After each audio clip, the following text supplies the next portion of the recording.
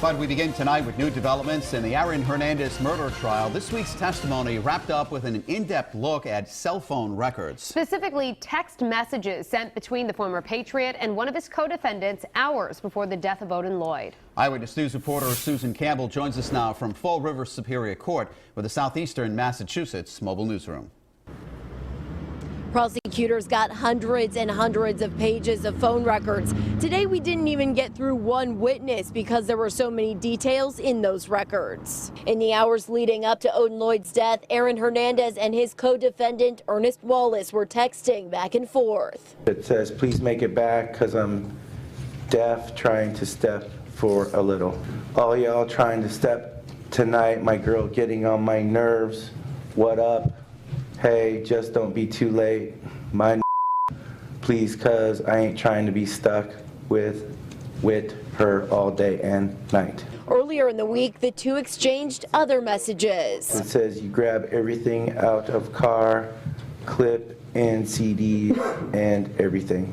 The response is, "Yes, sir." Ricardo Leal is a records custodian for Sprint. On the stand, he went line by line through records for a phone used by Wallace. Sprint does not keep content from text messages, but the company's records authenticated the messages Wallace sent to Hernandez. The records also showed it appears some messages are missing from Hernandez's phone.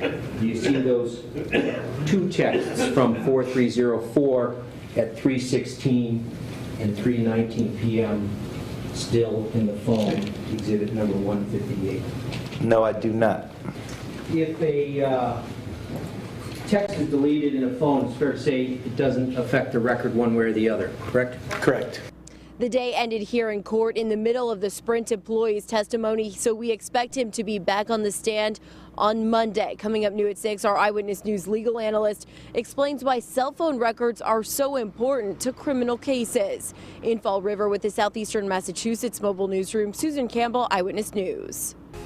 Now Aaron Hernandez on trial. Today, jurors got a look at hundreds of text messages sent between the former Patriots player and one of his co-defendants hours before the victim's death. And new at 6 tonight, our legal analyst explains why cell phone records are so important to criminal cases.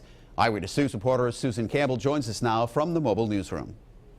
Our Eyewitness News legal analyst says the testimony about phone records may seem a little bit monotonous, but he says it's actually crucial evidence. Phone number 860. During the course of Odin Lloyd's murder investigation, prosecutors gathered hundreds and hundreds of pages of phone records. Today, the jury saw records from a phone used by Ernest Wallace, one of Aaron Hernandez's co-defendants, who has also pleaded not guilty to a murder charge. It's dry as toast for the jurors to have to pay attention to. The phone records may seem dry, but our Eyewitness News legal analyst says they are vital to the prosecution's case. It's like connecting the dots. Somebody with the technical background who works for the company, otherwise known as the keeper of the records as well, has to come in and confirm that these are legitimate texts, and then he can explain not only when they were sent and delivered, but again from what area of town or what area of the state they were coming from.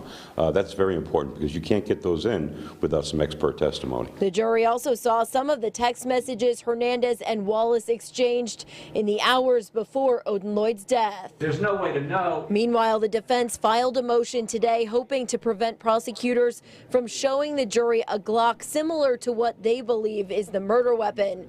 The murder weapon has not been found. We expect to hear more testimony about phone records next week. I'm Susan Campbell, Eyewitness News.